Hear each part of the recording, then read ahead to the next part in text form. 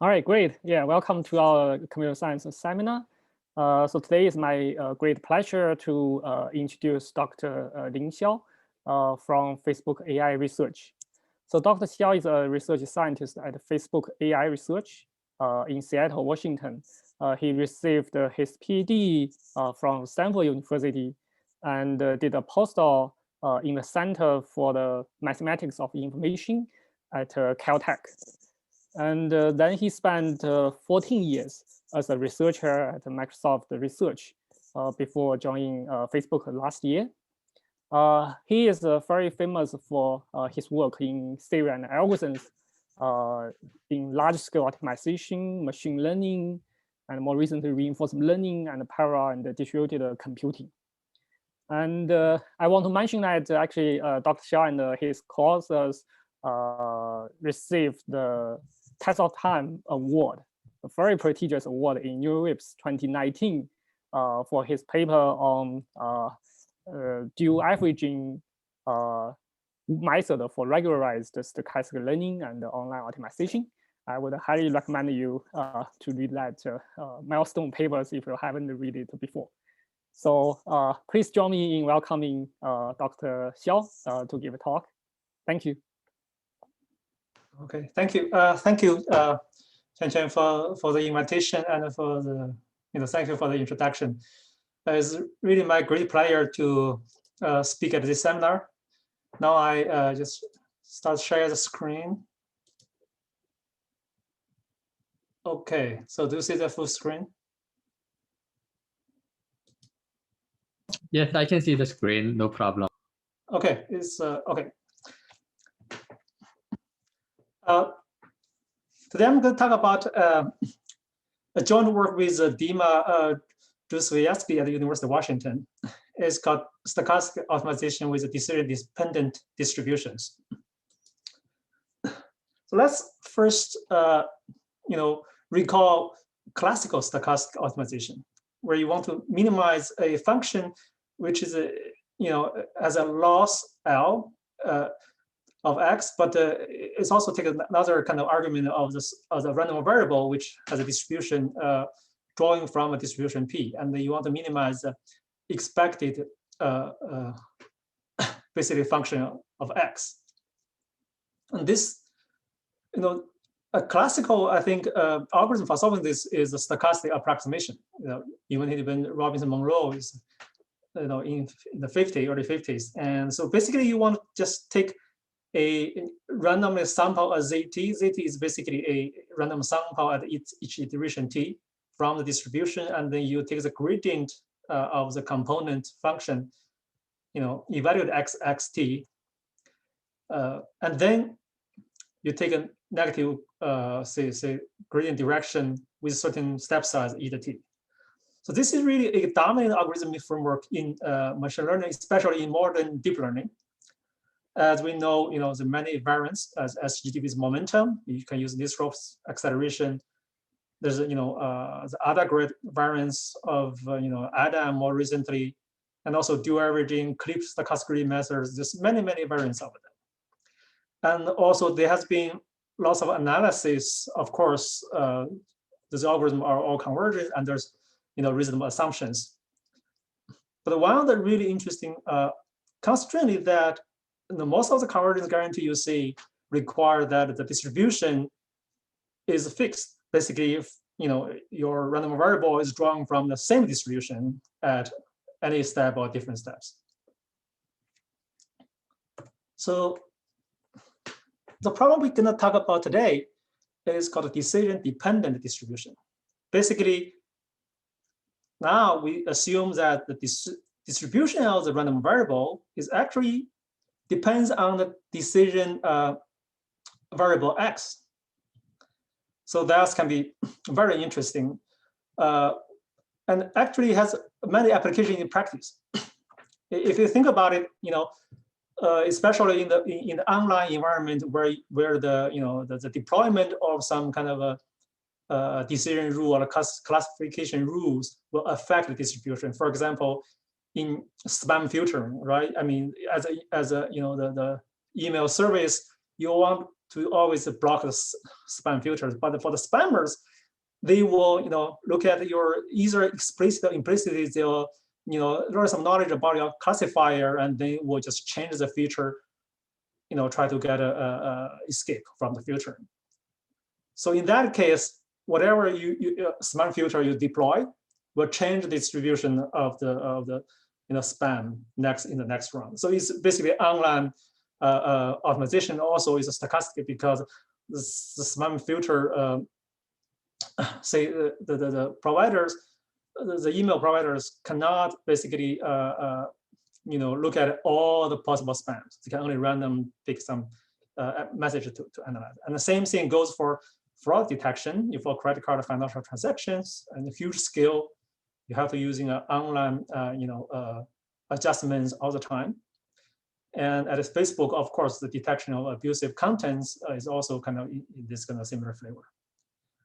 Of course, there are also other ways where there's no active interaction, but only passive feedback. For example, if bank always use some classifier to approve the loan application of certain applicants, but whether or not this time it passes will influence their credit score in the future downstream task. So those kind of things also happens. And this actually, was most recently formulated as a kind of a performative prediction in machine learning context. Actually, I think now we going to look at in detail one particular example called strategic classification. Let's just get a more concrete sense of what this kind of problem is. So strategic classification basically is a two-player online game. The two-player, one is that it's a population of agents which has a feature and a label. You can think about those as the spammers who just want to do spam emails. As an institution that deploys classifier to predict the true label of those kind of agents. So the institution can be the email service provider.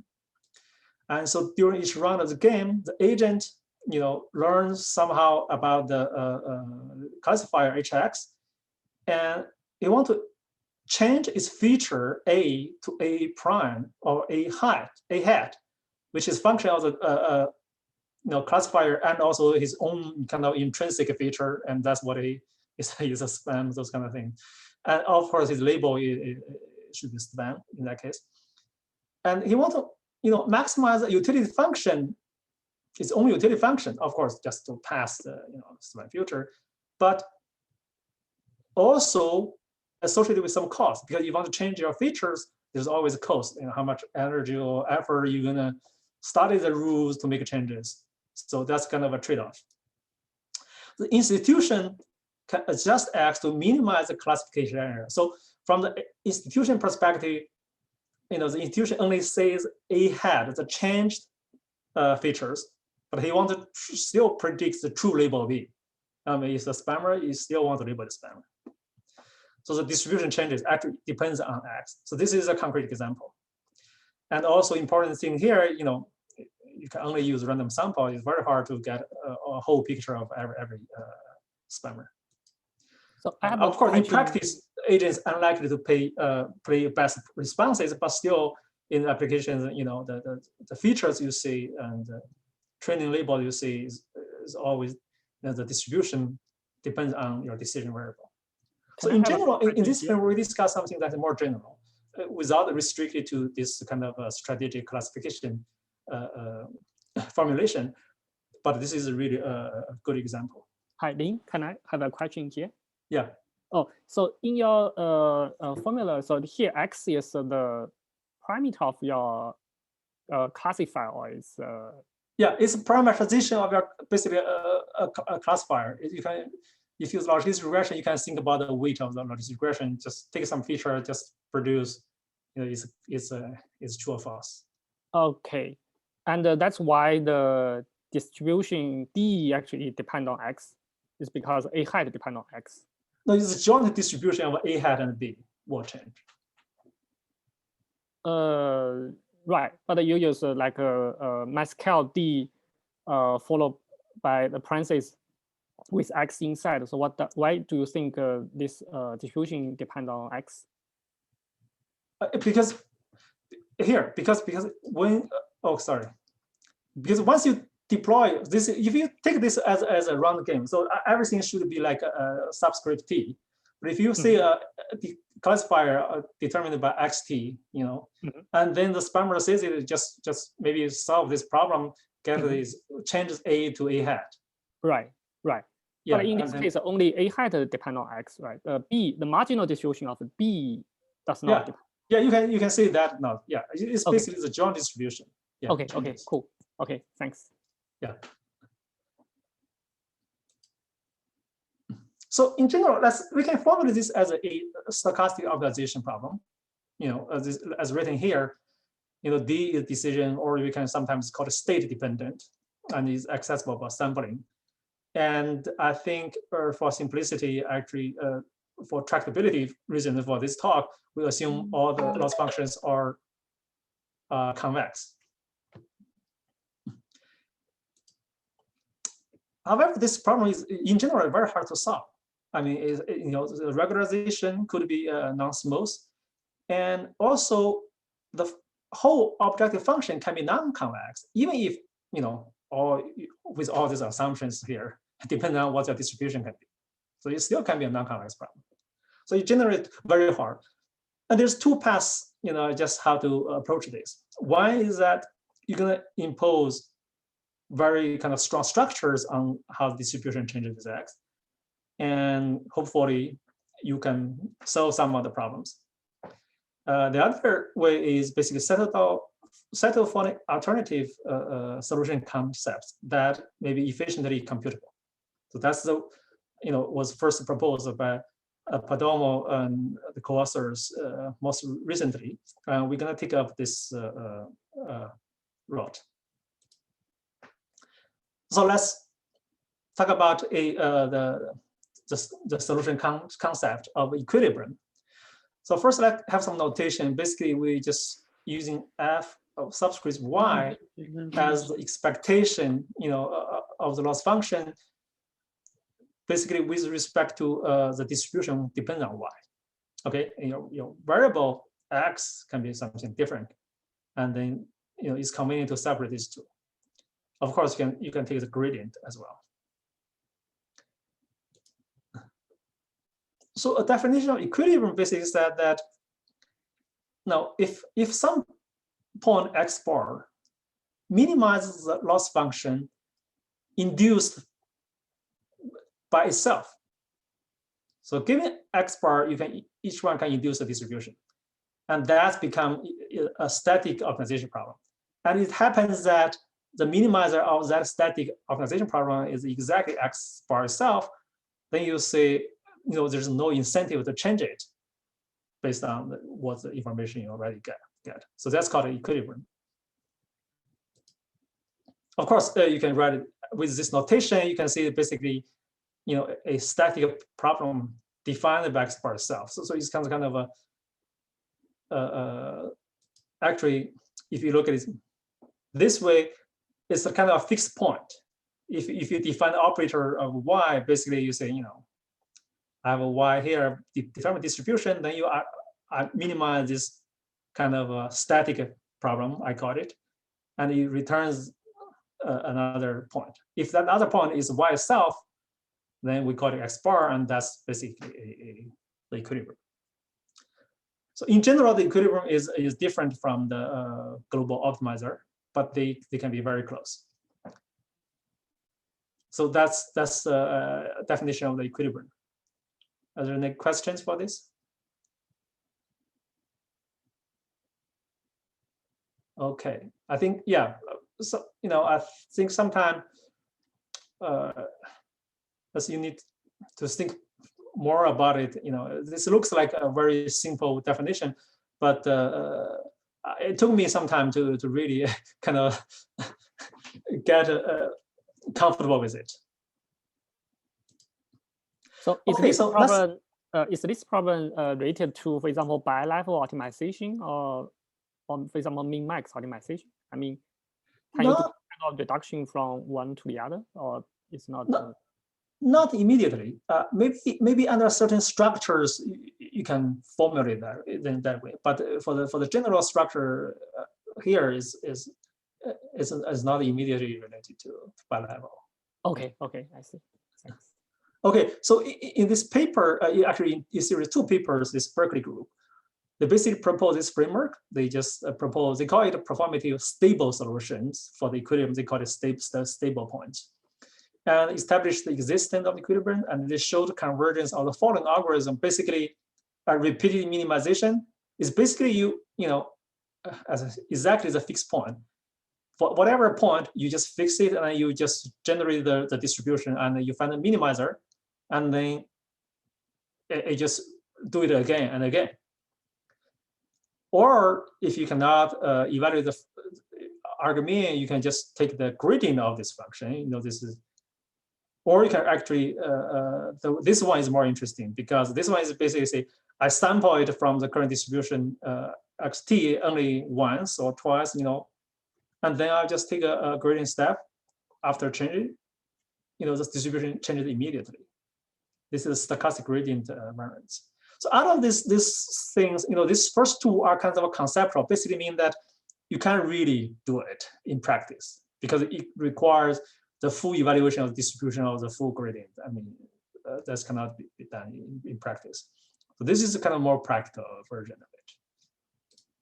So our contribution, basically, we build upon their work.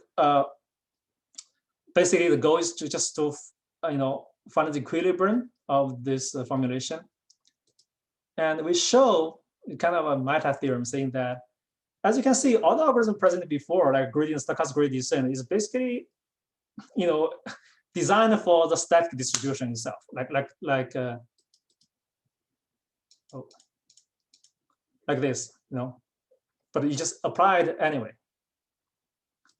You know, they have some convergent proof, but I think we think there's more structure to reveal that we reach this conclusion, saying that, you know, the algorithms that sample from, you know, each iteration sample from this distribution, dynamic distribution, can be viewed as the same algorithm applied to a static problem. You know, basically say you want to, here is an equilibrium problem, but here we just say a minimization problem. But this is unknown minimization problem because no one knows X bar before you solve it. So suppose you know this mysteriously, and then you can apply kind of the same algorithm. Then apparently you will get some bias, and the bias actually goes to 0 very fast, linearly, as xt go to the equilibrium point. So this is the main, you know, high-level result. And from this high-level result, we can show actually that more popular algorithm, for example, the proximal point methods, you know, the stochastic proximal point, you know, the clipped stochastic gradient method. I will show some more detail later, and also dual averaging, and also the accelerated versions and the proximal version, they can be analyzed in the same framework. You got the very kind of sharp convergence guarantees for all of them. So for the, you know, the rest of the talk, I will just, you know, first introduce some notation assumptions, and then get some very important deviation inequality, which is responsible for most of the result. And then we'll briefly discuss how to reduce this one to online convex optimization problems. As you can see, it's very much related conceptually, and also how to do accelerated stochastic gradient method and also model-based algorithms. Okay, let's look at the notations assumptions. Some of them are standard, some of them are not. Let's go through them. The first assumption is that each of the loss functions is a strong convex with a convex parameter alpha. So this is the strong convex definition you will see you know, regular, you know, textbook, all the textbooks. And basically, you know, the function is lower bounded by linear plus a quadratic term from the point where you linearize. And this, although here we just say it holds for every single random variable z, But in the paper, we show that there's a weaker assumptions. Sometimes you can assume the strong convex of the expectation. And the smoothness also relatively standard. For example, for given any z of random variable, the function, the gradient of the function is Lipschitz in the to the variable, the decision variables. This is L. There's also the common notation using optimization. But we also require another kind of a smoothness, basically for any decision variable and two different random variables. They're also kind of Lipschitz in terms of the change of the random samples, which I think this is kind of necessary if you think about your distribution going to change. You have to restrict how fast they change. Another assumption is sensitivity. This is also kind of a Lipschitz condition on the distribution. Basically meaning that when your kind of decision variable x, y change, the induced distributions, the distance has to be also kind of bounded by a gamma times the change of the variables. So here we use the Weatherstein-1 distance, which is also called the Earth moving distance, or has some lots of I think got lots of attention recently in machine learning, in optimal transport problems and other probability and learning problems. So it's kind of a very nice weak notion of a distance. And given those assumptions, we can define the condition number. The first one is kappa, which is the standards for convex optimization. Basically, is a smooth parameter divided by the strong convexity parameter. And the second one is called rho, is basically, as a condition number, basically gamma times the beta. See here, all concerned with how much these distributions change or different random variables. Basically a multiplication of them, and then divided by the strong convexity parameter alpha. Here, convexity actually comes into nicely together with these smoothness assumptions.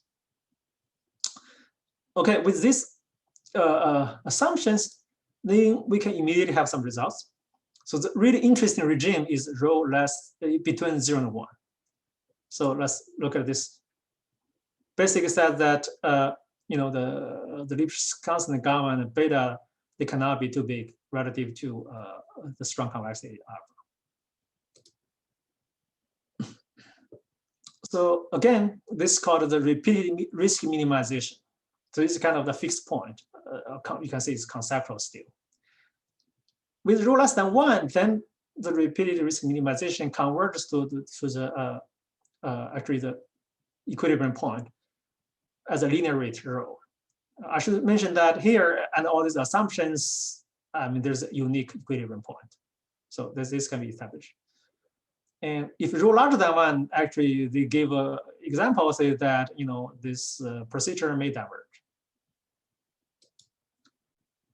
We show that a more broader class of this algorithm, basically you can add a quadratic penalty. Essentially, it's kind of a proximal point. So while you're doing repeated risk minimization, you also add a penalty term to go for it to go far from the current point.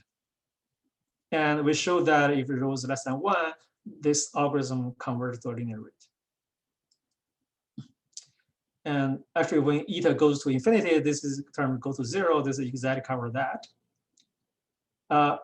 More importantly, that we show that empirically this algorithm is much more stable than the repeated risk minimization. Although theoretically, as you can see, the stability region the same, rho less than 1. But we will show later that when rho even larger than 1, this proximal point can still converge. This is a very interesting phenomenon. I think now it's time to get some simple numerical example. Now let's play a simple kind of example called chasing the mean. Basically, you have a random variable z and your decision variable x, and basically the distribution of the random variable is basically dependent on suppose it's 2-dimensional. depends on your decision variable x, and it will generate this row times x2, x1, just flip the position. And if you want to solve this problem, and since this is simple quadratic, you can see all those kind of strong convexity, Lipschitz numbers are equal to 1, and in this case also the Weierstrass-Lipschitz continuity is exactly this rho. So this one holds. Rho is basically the gamma, same as gamma. And you can write down the vector field. Basically, you take the gradient with the distribution y with decision variable x. It can be written in this way. And obviously, if you put x bar 0, 0, then this gradient also 0. So that is the equilibrium point. But more interesting, let's look at the kind of the vector field. So this blue one is basically the vector field drawn. Suppose your distribution is actually drawn from the equilibrium point. And this one said, your vector is basically distribution is characterized as your current same as your decision variable. And you can see that when rho equals to less 0.25, they have the same kind of equilibrium point, but they are deviation of the vectors, but relatively small deviations. But now let's increase the deviation, the rho, the deviation become larger, but still they have kind of the 90-degree angles between the vectors. And if you put 0.99, then there's really, almost perpendicular, but still you can say it's still kind of pointing to the, eventually pointing to the equilibrium. But if you get to like larger than 1, then you have got a vector field that actually may diverge. So that's basically the intuitions. And also, let's compare with kind of the repeated risk minimization with this one, and also the proximal point. Basically, you add a kind of quadratic penalty iteration. Here we just show a situation where rho is larger than 1. And we got this, this blue curve is basically the repeated minimization, it does not converge. And actually for the proximal point algorithm, depending on your kind of a penalty terms, if you got the penalty is too small, basically eta is big, the penalty too small, then also kind of not converging. But so long as you get a kind of a relatively more meaningful penalty terms, it's just all converges. But this is for rho larger than 1. So basically that's without the penalty, this repeated minimization itself just diverges. So that's a very, very interesting. We do not have much theory for this one yet.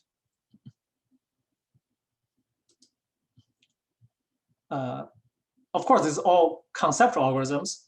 As I mentioned before, they're not feasible for practical application. For practical applications, we really need those kind of the online or stochastic type of algorithm. That's we're going to go to explain next. And for doing that, we need some kind of we'll discuss the two fundamental inequalities we use in the analysis. But I think I will skip the analysis, but just show you the two fundamental inequalities still. So now let's just recall the definitions for y defined. Which is the distribution is generated according to y, but your loss is evaluated at point x. So it could be different points. And then this one is basically a function gap. Basically say, suppose your distribution is generated at a point, some point y, which is fixed. And then you can have two different decision variable x and x prime. What's their function value difference can be. This is the expected function values. So this is a very important quantity. Okay, the first one is called gradient deviation lemma.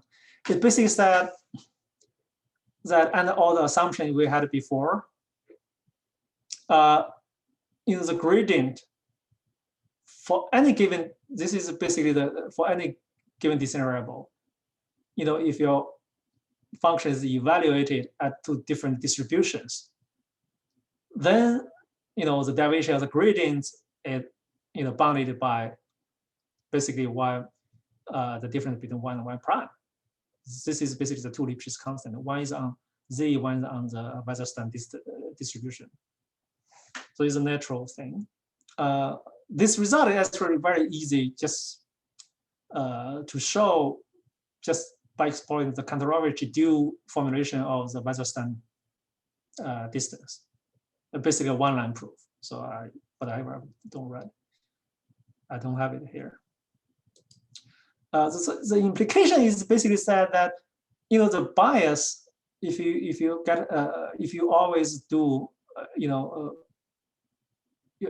big decision at your current distribution, then bias relative to the equilibrium point is basically also Lipschitz. So that's just an immediate consequence. Another important thing is the gap deviation. Now we define this gap, but now let's say you value the gap at, remember that this gap is for under the same distribution. But suppose you have two different distributions. You got x prime as a variable, decision variables. Y and y prime determines the distributions. So very interestingly, you will have a multiplication of these two in terms of the bound. This is also the proof. If you look at the paper, is also kind of one-line or two-line basic calculus proof. But the implication is very, very strong, meaning that if this is directly implies this. Basically, if you let x equal to y and x prime equal to y prime, you'll get that this gap is bounded by constant times the distance square.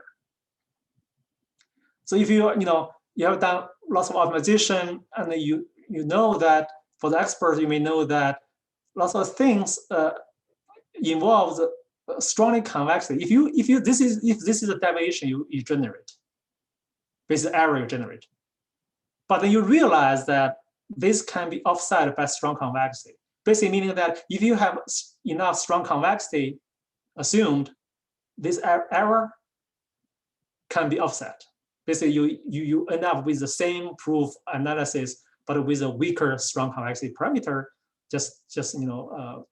We can offset it by this one, by this error. So this is a very intuitive explanations.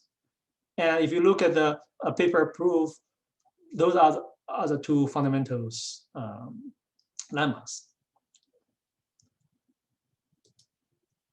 So now let's look at, with this kind of definition of with this two inequalities, let's look at the first approach for online or stochastic approach, more practical approach, as we call it.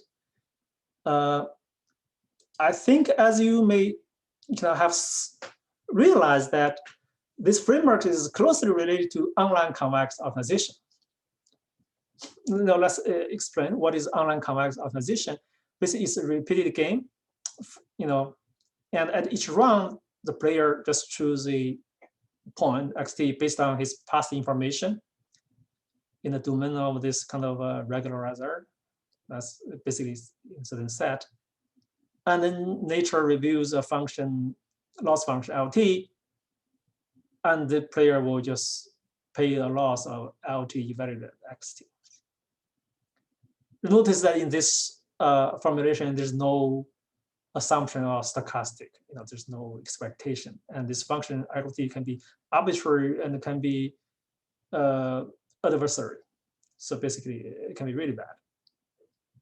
So the player's goal is basically to minimize the regret, which defined as this is a cumulative loss this player suffered, and this is basically the if you minimize, this is a minimum loss you could suffer from hindsight, but with a fixed x. So this is a classical regret in online convex optimization. And there's lots of algorithms. Here I only list the one that with regularization, online regularization flavors. There's you can do online proximal gradient, you can do a regular dual averaging or follow the regular leader. But all of them give you roughly the same result. Basically said that if the laws are strongly convex and also the functions are Lipschitz in themselves, their regret is basically order of log t divided by the convexity parameter. So the worst, no, of course, if you do not do anything, it could be linearly. Your loss, your regret will be linear, just keep growing with you. But here it's basically a log, so it's much better. Okay. Hi, now, excuse me. Okay, is there a question? Yeah, so I might have a question about the definition of regret. So I'm not sure why should we consider regret, which also includes the regularizer term R? Is that more proper for us to only consider the regrets, which only consists of the loss function L? Yeah, but I think both are the reason. Here, for example, if your regularizer or R is basically an indicator of a constraint, then there's no point to put it here. But you could have like some L1 or L2 regularizations. Then it's debatable you want to put it here or put it outside. Okay. Yeah. Okay. Thanks. Yeah. Okay, another question. Sorry, can you go back to the previous slides? Yeah. Yeah, could you remind me what's the definition of LT? Because I guess the loss function has multiple parameters. So it's just a little confused. What is the definition of Li of Xi? Okay, in this case, basically LT is arbitrary convex function at time t. Okay. From the online convex obviously perspective, the only requirement this is LT is a convex function. That's it. Okay, so this is a general case, not for the particular problem. Yeah. This is more general than stochastic assumptions. Okay. Yeah, but not gonna come to it immediately. Oh, okay. Thanks. Basically, now let's see how this problem is related to finding the equilibrium point. Something like this, or you can say if you know the equilibrium point, you just want to minimize it, right? I mean, it's the same equivalent problem. But here we show that suppose the rho is within 0.5, a little bit more restrictive than before. And if you run any online algorithm at each iteration t, here now has the structure. So nature now does not generate arbitrary convex loss function. It generates a loss function from the basically L xt depending on random variable. This random variable is drawn from that particular distribution, determined by the current xt. So this is kind of more restricted, much more restricted setting. And if you do this, then you can show that the expected loss, this is basically averaged iterations. This is very common in convex optimization. You just average all the iterations so far, and you evaluate at that point, then your function gap actually decreases basically on the regret divided by this 1 minus 2 rho times t. So that's translated, if for the strongly convex assumption, it just translates to a log t over t kind of a convergence rate. So basically, this is a stochastic optimization algorithm. So this directly translates a result like this. So in principle, you can just use any online convex optimization algorithm which generates good regret bound like log t, and then you are done. You will converge like almost 1 over t. Of course, there's some downside. Basically, there's stronger assumptions. So there's basically the bound on the domains. There's a Lipschitz loss required. For example, quadratic function would not work here. So instead, we can actually analyze the algorithm more directly, assuming finite variance. So we basically just assume that the variance of the stochastic gradient is bounded. But remember, this is also on the dynamic kind of distribution that holds. Let's see what can we do under this assumption. We basically can remove the log t here and get a sharper convergence. And because the first one is what is a big RT in previous slide? So in the numerator, you take expectation. What is a big RT here? big RT in the previous slides is basically this. Oh, okay. The Log T over the convex parameter. That's the log T over convex parameter. Something here. Yeah. Okay. Okay. Okay, let's look at it. This is basically the more kind of ordinary proximal stochastic gradient methods without any. But here, the only thing is that your random variable is drawn from a dynamic distribution depending on your current decision variable xt.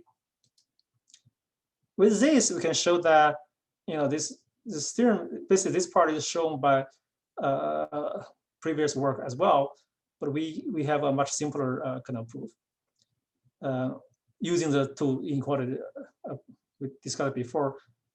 And if you roll less than 1, then the complexity of finding a point that's close to the equilibrium point in terms of epsilon is this.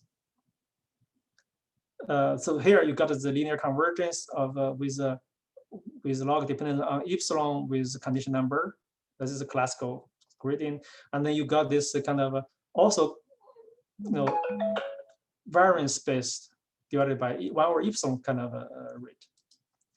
And if rho is less than half, we can show a more stronger guarantee for the objective function, which is there's no squares on in the denominator. And this if rho equals 0, this all reduced to the more classical rate on kind of proximal stochastic gradient methods. Here is some numerical experiment. Basically, it's chasing the mean with stochastic gradient with step size, a constant step size in this case. This is basically the function value at the average iterates, and it decreases linearly to a noise level because this is constant random rate.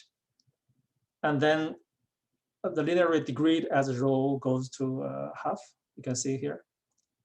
And similarly, the distance, square distance decreases linearly, and but the noise level depends on both step size and the basically with rho larger and larger, you get a kind of a more higher noise level you settle down. It's just a very simple example as a chasing the mean we have shown before.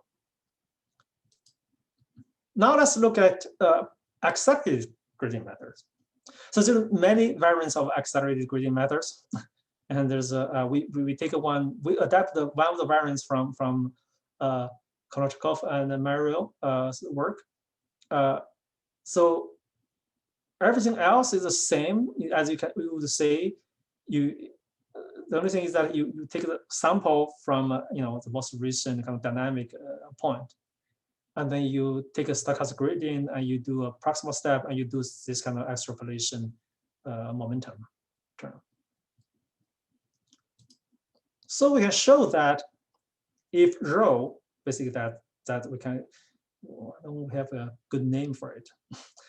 The characterization of the smoothness over a strong convexity, basically characterization like relative strength of your Lipschitz continuity with respect to strong convexity. It's less than kappa to the -1/4 power. Then this proximal gradient method converges like here is the square root kappa of the accelerated linear convergence part, and that's basically the noise level you will settle down. And here you can see that this point looks like suboptimal. Ideally, we would make it like a constant 1 or half, but we wasn't able to show it in practice, in the proof. It's not clear it can be improved or not. But on the other hand, it's somewhat surprising to have any acceleration. Think about it, your distribution even changes. I mean, there's huge amount noise you can imagine for any rho larger than 0. The proof is quite technical. It's basically using variance of the stochastic estimate sequence. And in this case, actually, in practice, this actually matters a lot, as we can see in the next slides. So it works mysteriously well, especially when the noise level is low. So just for clarity, we just put noise level equals 0 in the just batch setting. And we just compare with the gradient descent and accelerated gradient descent. And we can show that the accelerated gradient is much faster. This is basically a enormous gradient with iteration. With gamma equals 0, with gamma equal to 5, this is basically the Lipschitz Lipschitz constant in terms of the Weierstrass distance. And it works to some very good point. And then of course, if you keep reading, actually the accelerated algorithm also was the one that first go unstable. But within a large range of parameters, it performs much, much better than gradient descent. Okay, what's next? Next, we talk about model-based algorithm. So lots of the gradient descent or stochastic algorithms we analyze, we use, is based on coming out with a model of your loss function. So suppose L or Y is your loss function, and your current point here, one, let's suppose this is X. And you have a model given based on information at this point. Of course, you can always pick the whole thing. That's basically the proximal point methods used. And in gradient method, you basically say I have a hyperplane. That's my linear approximation. Of course, you still need to add some quadratic to restrict kind of proximity. And this is called clipped gradient. Basically means that if you have knowledge that your function is non-negative, or the global minimum, which is in machine learning often the case. In supervised machine learning, you always have kind of a non-negative loss function. Then you can say, okay, this is plus sign basically, like the right rule, just takes the maximum of 0 of that expression. So those are 3 examples of the kind of the models you can have at each iteration. So the algorithm template, basically you random sample a random variable from current dynamic distribution, and then you minimize this model of your loss plus regularizer. Suppose it's very simple, and some quadratic bound. So depending on how good your model is, you can get a different kind of algorithms. So basically, this is kind of course, you want this one to be kind of reasonably solvable, which should be not a problem in most of the cases for convex organization. But for deep learning, of course, there's always this thing we don't think it will work at this time. So for this one, assumption is basically we have some very similar assumptions. I would say, we still have this kind of the Weierstrass distance on the distribution assumption still holds, but additional one like this loss function is alpha 1 strong convex, and you have this kind of variance assumption as we mentioned before, and this like the accuracy basically said that the model you come out with depending on X. If evaluated at the same point X, you should get their point. But if you evaluate it at a different point Y from X, then this inequality should have. Basically, it's kind of more accurate. If more accurate you have this alpha 0, alpha 2 is kind of smaller. And the similar assumptions are made before. In general, it basically means a tighter model. In practice, you should expect some better algorithms, more robust algorithms. So with these assumptions, again, that's the same, some kind of general algorithm. We can show that here's very similar as before. Instead of alpha, we have this kind of alpha 1 plus alpha 2, apart from the convexity, apart from the model accuracy. And the result is also very similar as before. Now, you just replace alpha by this alpha plus 1 plus 2. And similarly, you have this one for the distance. Somehow you always get a kind of larger region of convergence. Instead of half, you just bound it by 1. And the rate for stochastic proximal point and stochastic clipped gradient methods follow immediately just by figuring out what alpha 1, alpha 2 is for those different models. So this is kind of very general result from model-based algorithm. And if you look at the proof, they are actually not too much different from classical one. The key is basically how to use the two deviation inequality I introduced before into those classical frameworks. Okay, here's a numerical example for this example of strategic classification mentioned before with the diminishing step size. And so this basically just shows that all three methods actually perform similar asymptotically, but the advantage of the proximal point algorithm of clear method that in the beginning, when the learning rate is kind of large for the stochastic gradient setting, stochastic gradient can be more oscillate more, less optimal in a sense. There's additional analysis for this type of algorithm for fixed distributions. But here, this is how the work is for the dynamic distribution. Okay, I think this is the last point before I conclude. It's basically called inexact repeated minimization. So as you can imagine, from the example I mentioned in the beginning about spam filters or fraud detections, the deployment of decision rule is much more expensive than sampling.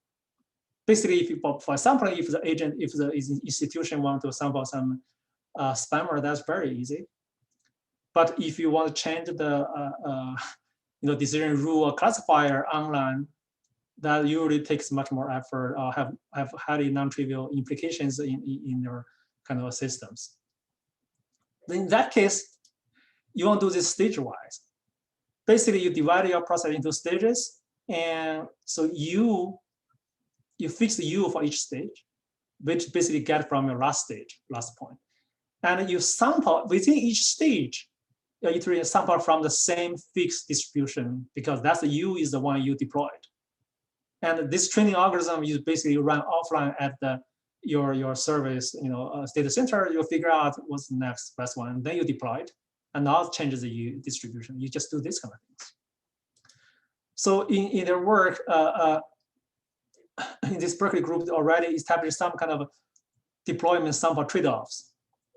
But the trade-off is, I would say, mostly sublinear. We do not see a more clear trade-off.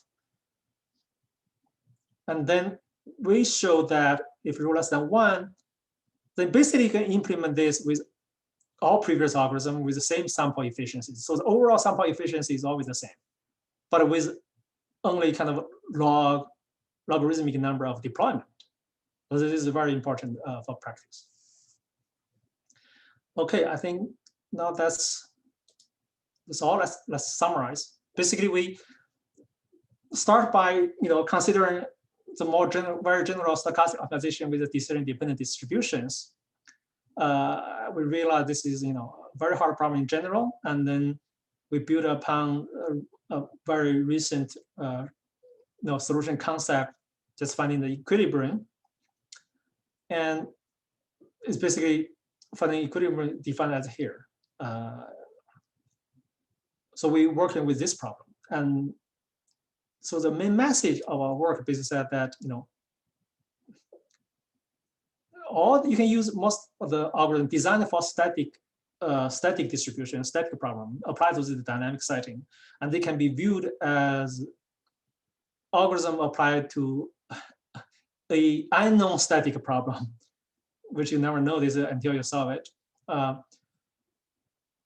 You can view it as a classical algorithm applied with this kind of bias in your function estimation and in your gradient estimation. And the bias actually goes to 0 very quickly as you approach that equilibrium point. So that's basically the main message. And all the details are in our archival paper. And here are the 3 main references we had for this work. Okay, I think that's all. Thank you for your attention. Thank you.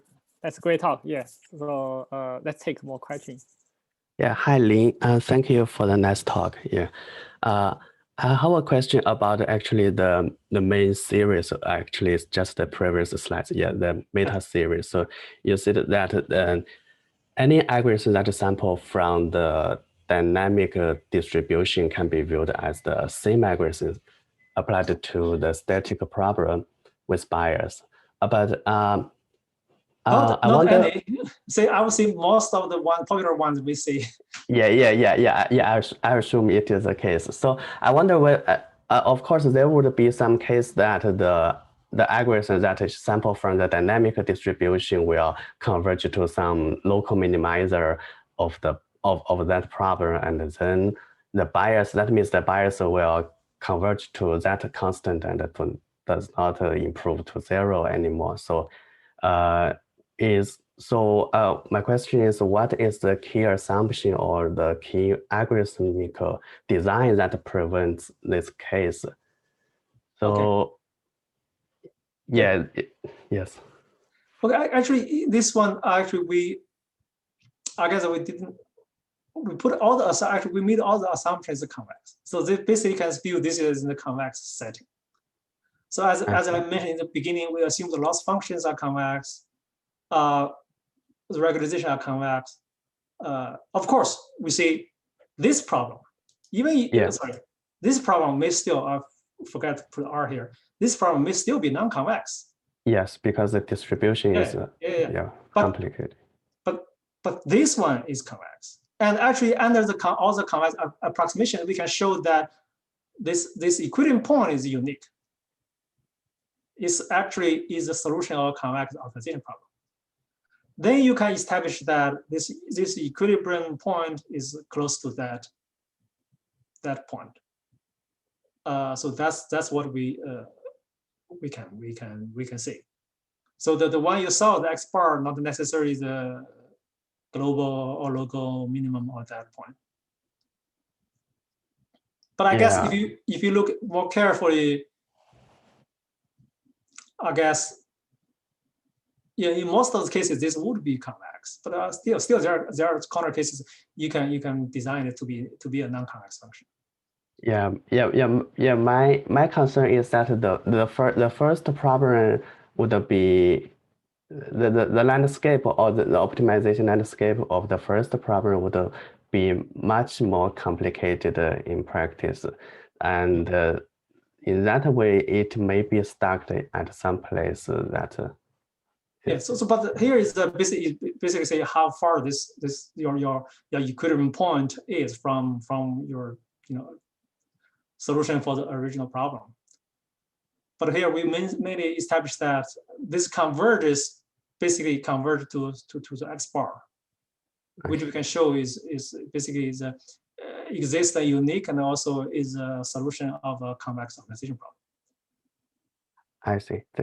Thank you. I have another question about the conditioning measurement. So because through your talk, I found the parameter rho actually is very important. And can you comment on what is the intuition of rho? Because seems that it is a combination of the smoothness parameter and the sensitivity parameter, but I don't know why it's like this, and it is not other polynomial of this. Okay, this is this one, right? So, I think let's see. We basically dealing with kind of a fixed point. I mean, from the most this one for this slide. I mean, the algorithm we work with are basically a variation of this, right? If you take the gradient or if you take a stochastic gradient, but basically you want to take kind of a fixed point of view of solving the problem.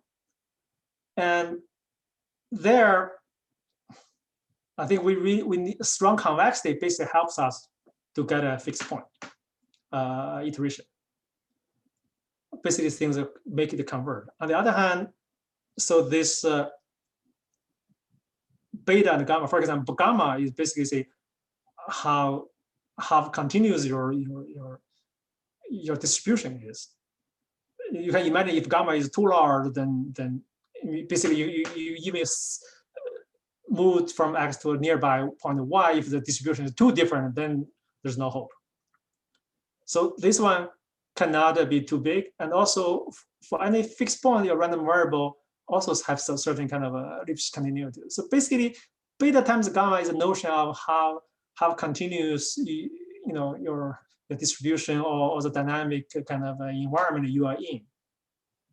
And alpha, as you can imagine, the larger the alpha is, the more tolerant you can take. I mean, even for convex optimization, if you see with errors in your, the same principle with errors in your function value or gradient estimations, the larger alpha you have, the larger strong convexity you have, the more tolerance you can have with the errors. Here is the similar situation. So I cannot give you a more analytic explanation at this stage. Thank you. Yeah, this is helpful. So from my understanding here, so this is just the sensitivity between the distribution and times the inverse condition number. Yeah, it's condition number. It's condition number. Oh, the condition number. It's kind of condition number. Here, you have this Lipschitz over strong convexity, similar here. Yes. But interestingly here, for example, in convex optimization, this one always larger than 1, right? If you assume the function is Lipschitz, the smooth parameter basically is the largest eigenvalue of Hessian, smallest eigenvalue of Hessian. So this kappa is always larger than 1. And interestingly, we require this rho always less than 1. Because here, I see. Beta is with respect to the data distribution, not the parameter. I see. Actually, if you look at the Berkeley group, their papers, they actually sometimes using a same, like a beta here for both of them. Sometimes can be confusing because you can actually have a very different L and beta. They were causing, because they have very different implications in terms of these two condition numbers. Yes. So we intentionally separate them to make it more kind of analytically more clear. Thank you.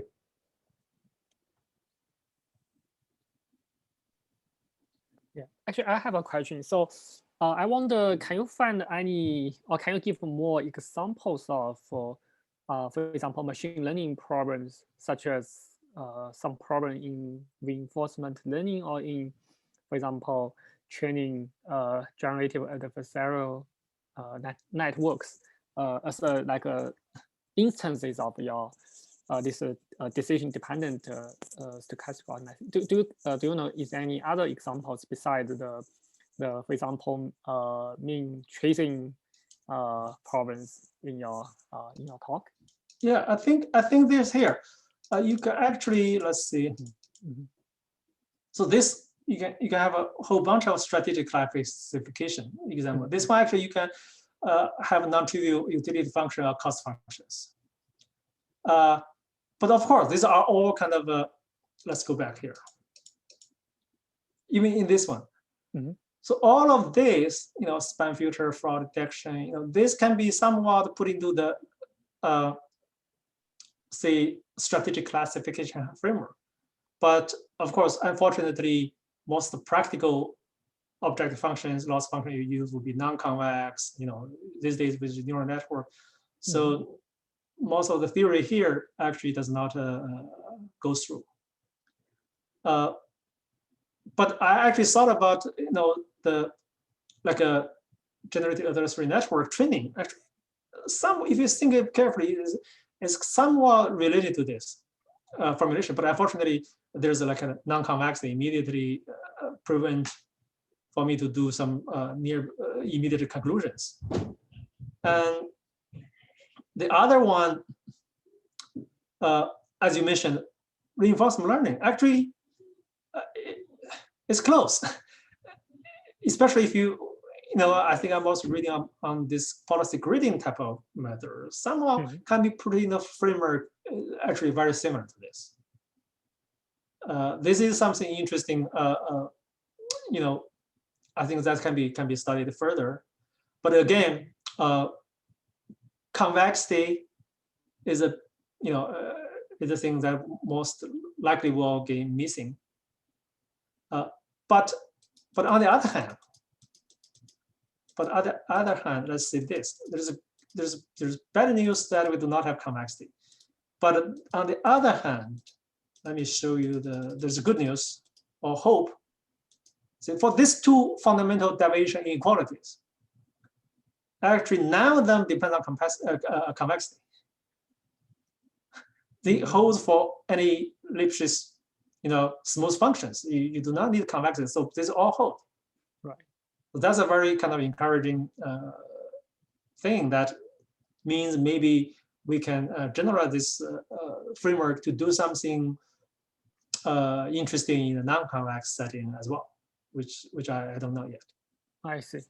So you mentioned the policy gradient descent. So how do you formulate policy gradient descent? So you minimize or maximize the performance function. So you are saying that the performance function in policy gradient descent can be written as the expectation of some object function where the underlying distribution depend on part of the decision variable.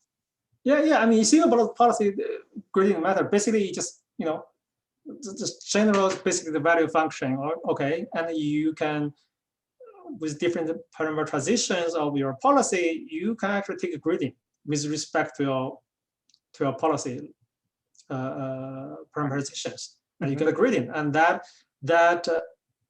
gradient is usually expressed as in kind of certain expectation of of the classical formula. Yeah.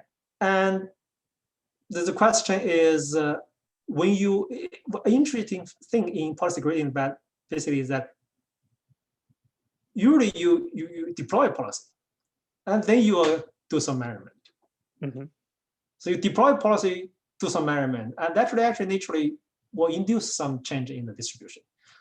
So I haven't thought about this more deeply, but I think there's definitely, as you said, I think every people almost saw this work will immediately think about the policy gradient reinforcement learning. I see.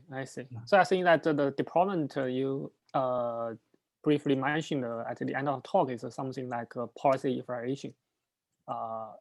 Once you've fixed the policy, you do policy evaluation, and then you are using the data sampled from the If you run, that's exactly how you run policy gradient methods. I mean, you do offline or online type of different policy gradient methods that will give you different implications about how this distribution, sample distribution changes with your action.